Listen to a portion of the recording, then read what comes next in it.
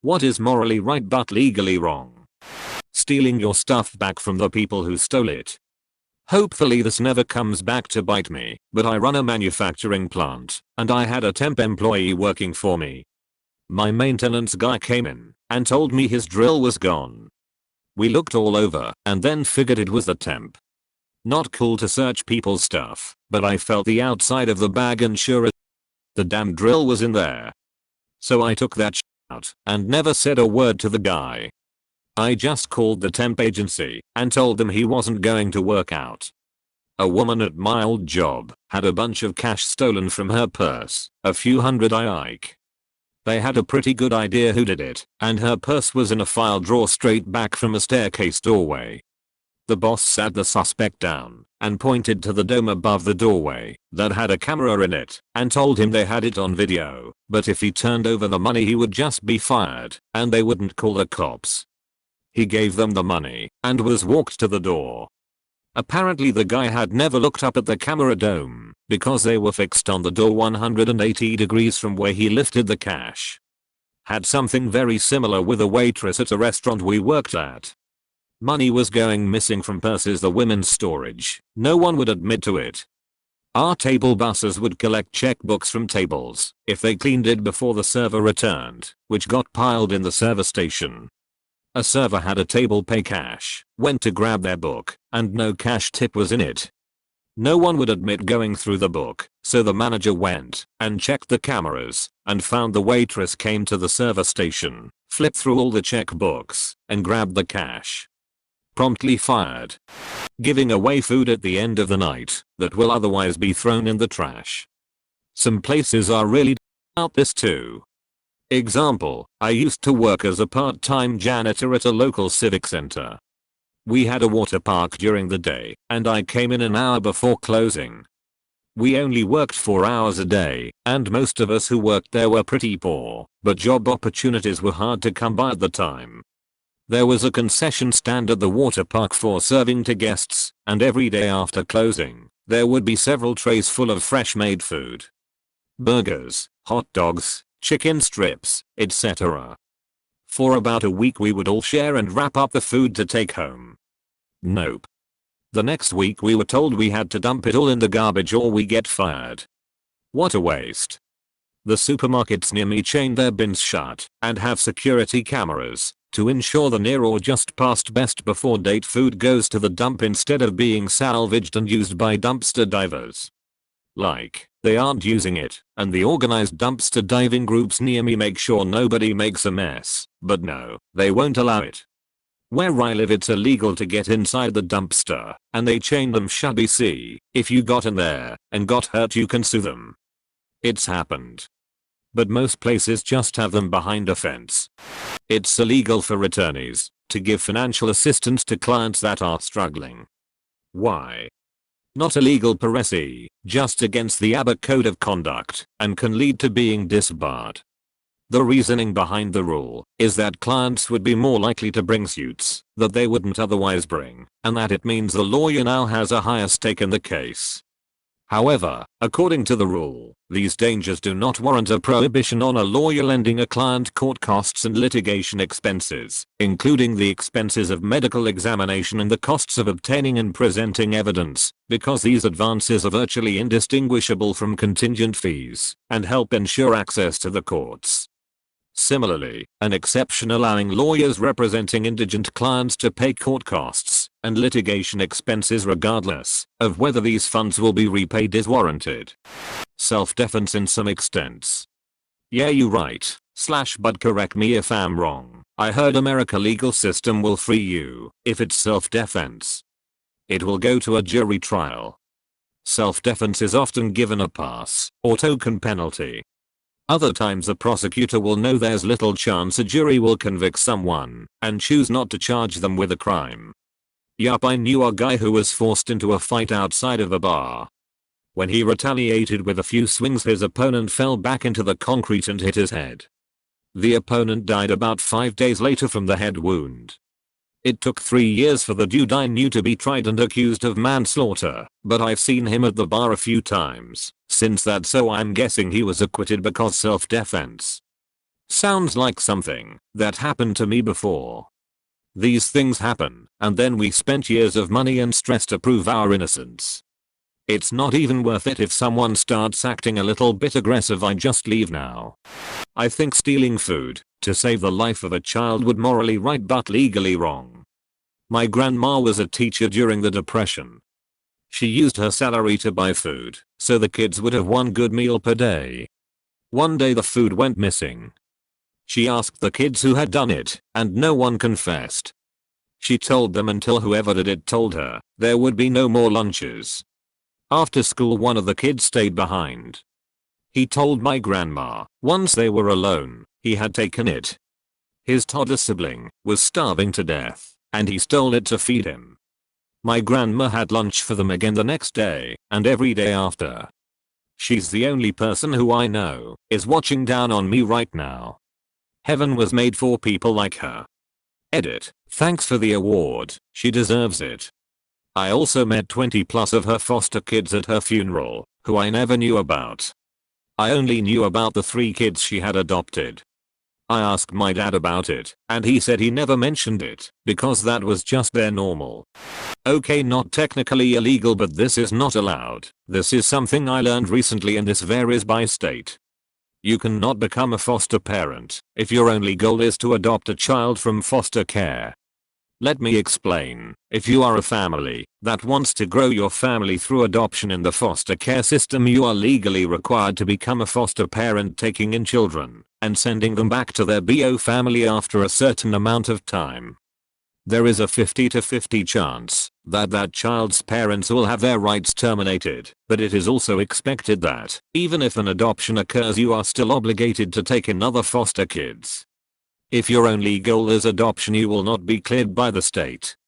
The idea is that foster families are a short-term, but still loving and caring, solution for children to stay safe while their parents figure themselves out to become fit to parent again. Most foster children aren't actually adoptable because the goal is reunification until that's proven unattainable or the parents give up their rights. Whether or not this is ideal is very debatable, and the system overall is definitely, but I think it would be crueler to immediately terminate parental rights for every family whose kids end up in foster care. Imo. Downloading ROMs of games that are old and that Nintendo refuses to release. There's an argument to be made in the UK that if you already own a copy of a piece of media, then making additional copies for personal use is okay. This came from people making copies of CD albums to tape so they can play them in the car, or ripping movies to DVR for ease of access. I think that the courts have agreed that, so long as only one copy is in use at a time, it's okay. Could be wrong. UK barristers assemble. In the US, any reproduction is illegal. I don't really care. Anti-piracy laws are there to protect sales, so money goes to the devs, but Nintendo isn't making money off those old games anyway because of their arrogance, so I don't feel guilty downloading the ROMs. I believe reproduction for personal use is legal in the US, as long as the media isn't encrypted. So copying a record or CD is perfectly legal, but copying DVDs or Blu-rays won't be. Collecting rainwater. How is it illegal? It's not so much an issue at the individual level, but the concern is that large farms in arid areas will affect the lakes, rivers, and the water table. Any sort of large-scale operation has the potential to be extremely disruptive to the people who depend on that water. Also, no. It's definitely not ethical in the slightest. There's good reason for this law. Yup. First farmer on the channel diverts a bunch of rainwater into his private lake for his own usage later, ignoring that a lot of it just ends up evaporating or draining into the ground, thus hurting the stream flow and everyone downstream of him. Taking a child away from parents, and you are not CPS. Well, I mean, if you're not CPS, then it's not really your call to make. But if you see a problem, you could just call CPS and let them know, right?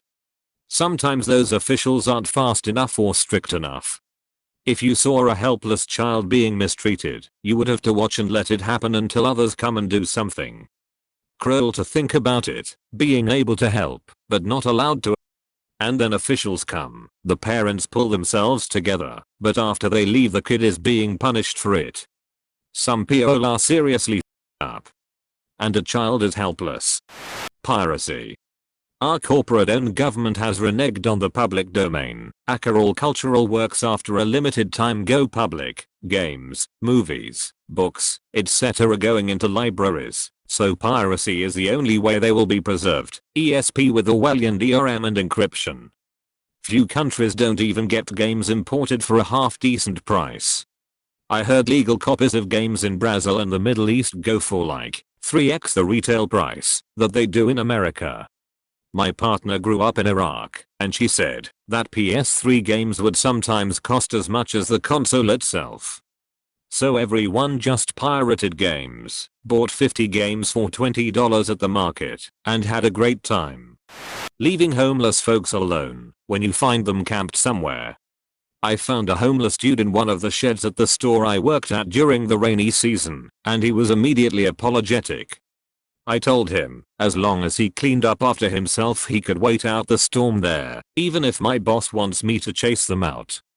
Life is hard enough, and my mama didn't raise no bootlicking. Humanity comes before capital. Feeding the homeless. That's illegal? In some citizen states, yes. In ones where it's not illegal, cops will still arrest you for creating a disturbance. I literally bought it with my own money. What problem do they have? Doesn't matter. Cities have a hard-on for getting rid of the homeless populations. They view them as a blight, and helping them is seen as enabling them to stay homeless. But the city also does to help lift people out of homelessness too. They care until it means spending money. I remember seeing an article about a man whose daughter went into a fast food chain bathroom, think it was McDonald's or something. But a man was going to sneak into the bathroom behind the man and presumably the daughter. But the father had caught the man and beat the life out of him.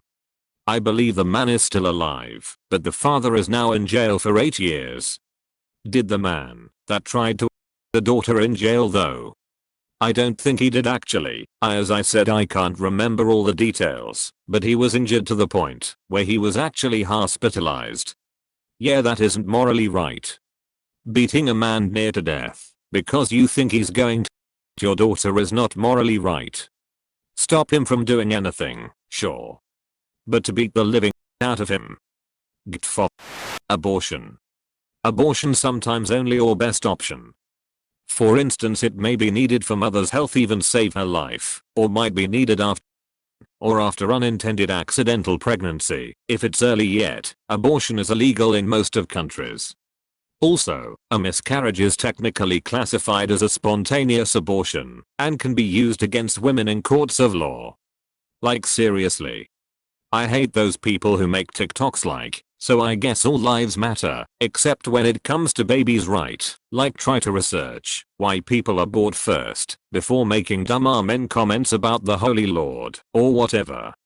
If you have a 20-minute cake recipe, but you pull the pan of cake mix out of the oven after 1 minute and throw it away, you're not destroying a cake.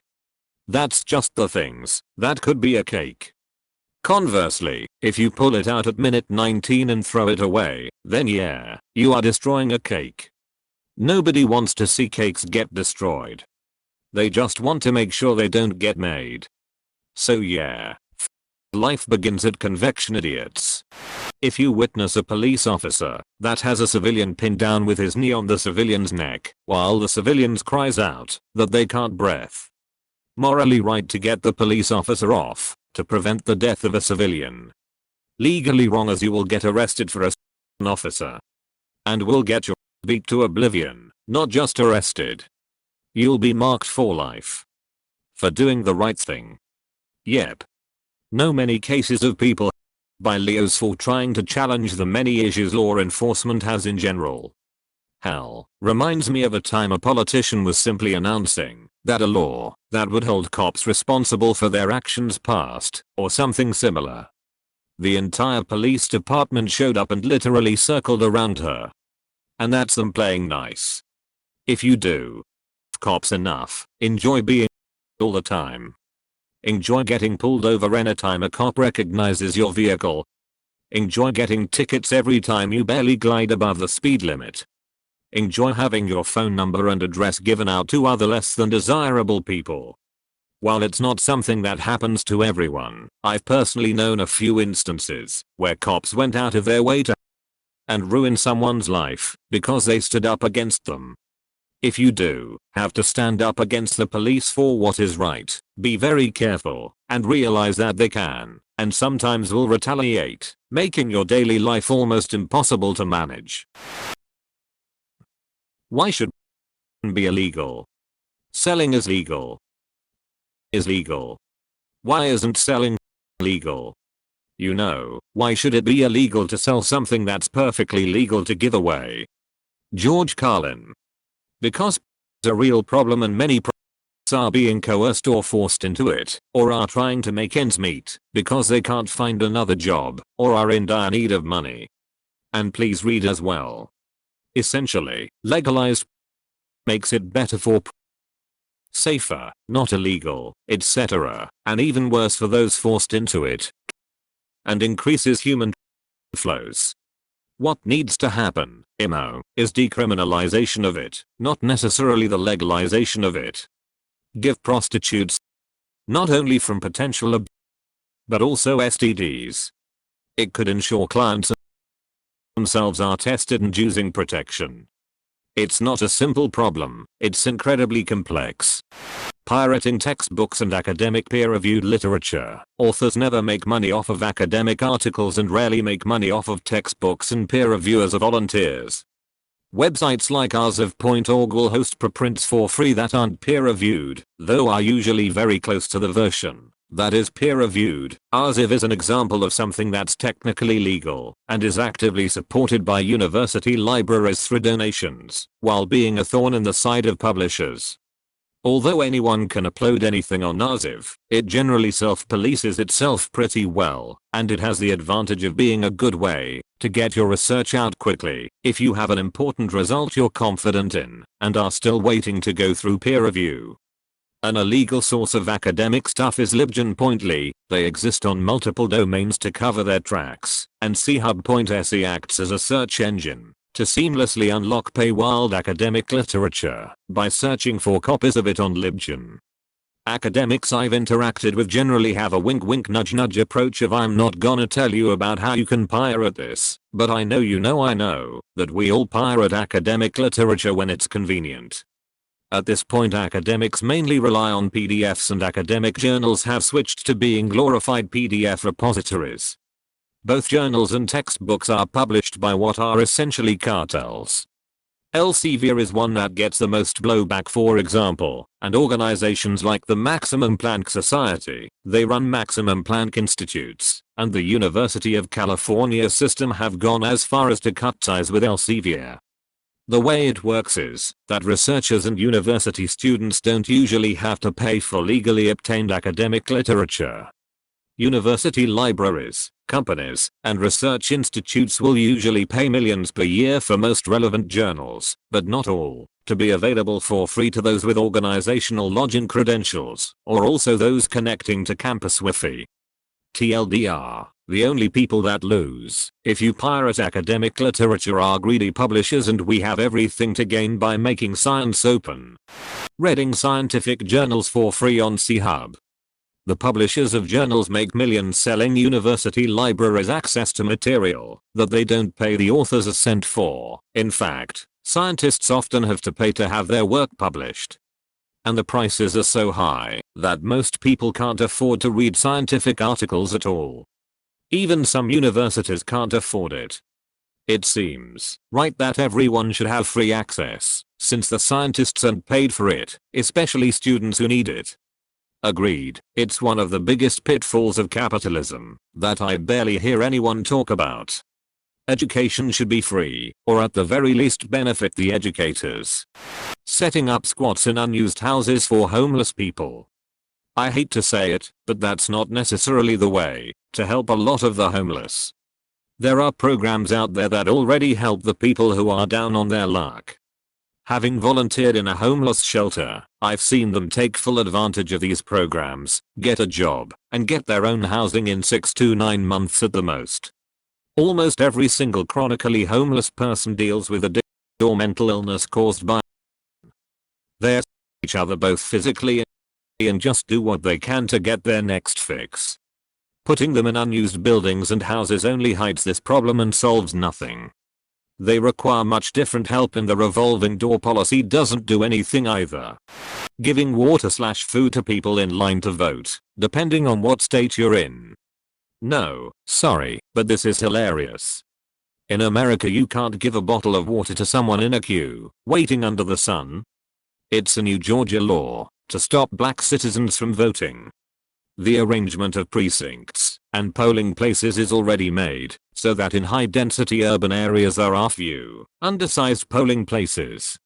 This results in black voters waiting in line for a long time to vote, up to 8 hours. The new law makes it illegal to bring water or food to those waiting in line, to make it even more difficult for urban black voters to vote. How could someone approve a law that's so racist? Is this for real, or you are trolling? What you have been told is a lie and a distortion of the truth. Poll workers provide water to people in the queue. The law only stops campaigners from giving out food, water, and gifts to people at the polls within a certain number of feet. They can give whatever they want before they get in line.